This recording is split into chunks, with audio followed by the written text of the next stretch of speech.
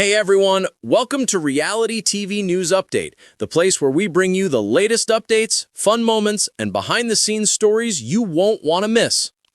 When the dust settled after the explosive Big Brother 27 finale, one question lingered across the fandom. Why did Morgan Pope cast her final vote for Vince Panaro?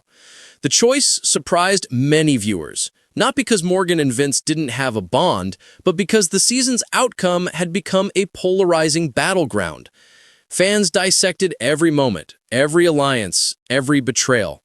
And while many expected Morgan to side with Riley, Catherine, or even one of the quieter strategic players, her reasoning went far deeper than alliances or friendships. In an exclusive conversation following the finale, Morgan finally opened up. What unfolded was a story of compassion, strategy, loyalty, frustration, and a complicated bond between two players whose Big Brother journeys were anything but simple. A vote that shocked the house. The cameras may have stopped rolling, but the tension of finale night still clung to Morgan when she settled into her post-season interview chair. She knew fans would question her decision. She had already seen the comments, the theories, the edits, and the arguments online. It wasn't an easy vote, she admitted. Honestly, it was probably the hardest decision I made all season. But I voted for Vince because I knew his game, even the parts people didn't get to see. Vince Panaro, Season 27's most talked about firestorm of a house guest. Equal parts emotional, unpredictable, and fiercely loyal, he was the season's lightning rod. Some fans loved him, others loathed him. Most agreed on one thing: he played with his heart first, logic second, and that made him vulnerable in ways few players are willing to admit on camera. Morgan saw that vulnerability up close. An unlikely connection. Morgan and Vince didn't start the game as allies. In fact, she confessed they barely spoke during the opening week. He was just a lot, she laughed. A lot of energy, a lot of emotions, a lot of opinions. I wasn't sure if he and I would ever click strategically. But everything changed during week 3, after a blowout house meeting where tensions erupted and alliances were exposed. When the yelling stopped and the house went still, Morgan found Vince sitting alone in the backyard. Not angry, but defeated. It was the first time I saw him as a person, not a role or a character. He said, "People always think I'm the villain, even when I'm trying not to be." That stuck with me. From that moment on, their relationship shifted. It wasn't a showmance. It wasn't even a formal alliance.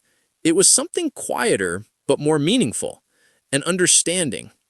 He trusted me with parts of himself that he didn't show to the group, and I saw the way he tried, sometimes messily, sometimes impulsively, to play a real game. The private conversations that changed everything. Morgan revealed that she and Vince had several conversations fans never saw.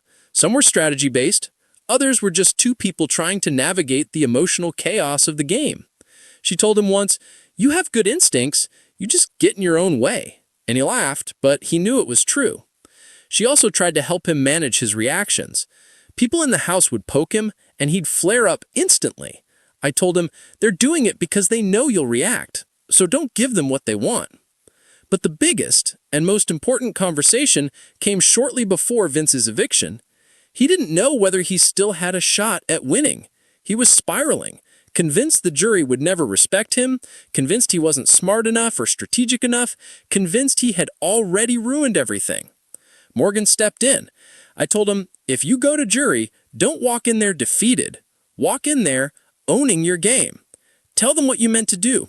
Tell them what you learned, but don't let them write your story for you."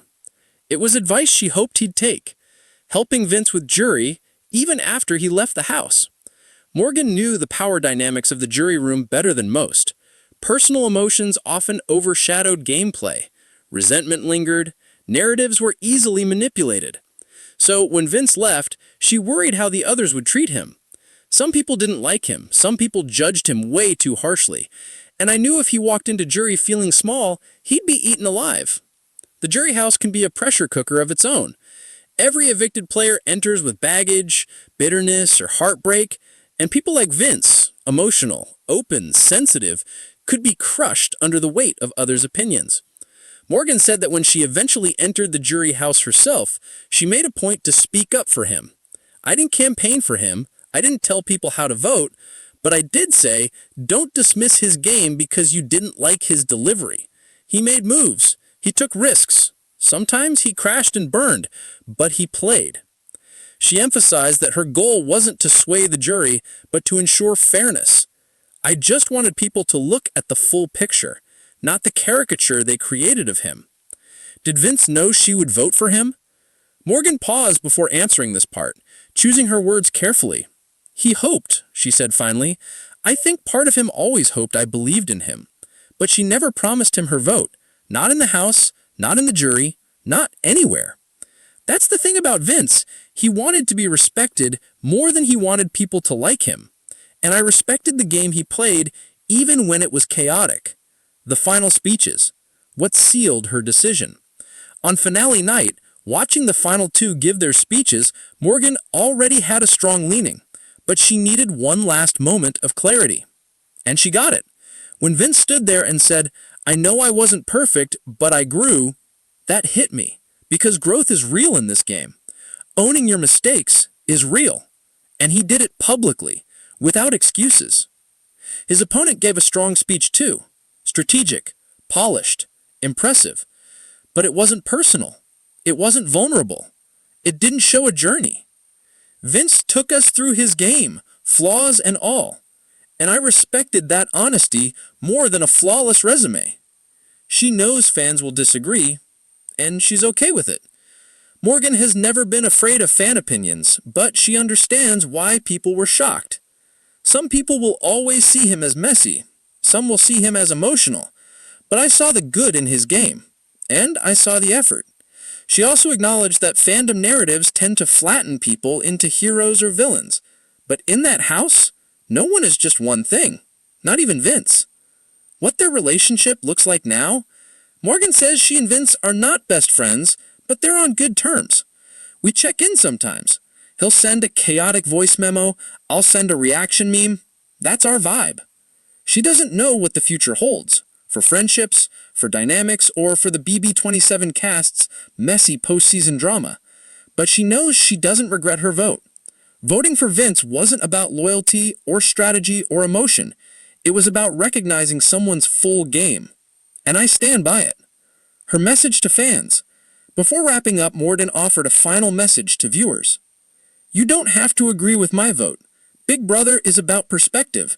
But I hope people see that sometimes the most complicated players are the ones pushing the game forward.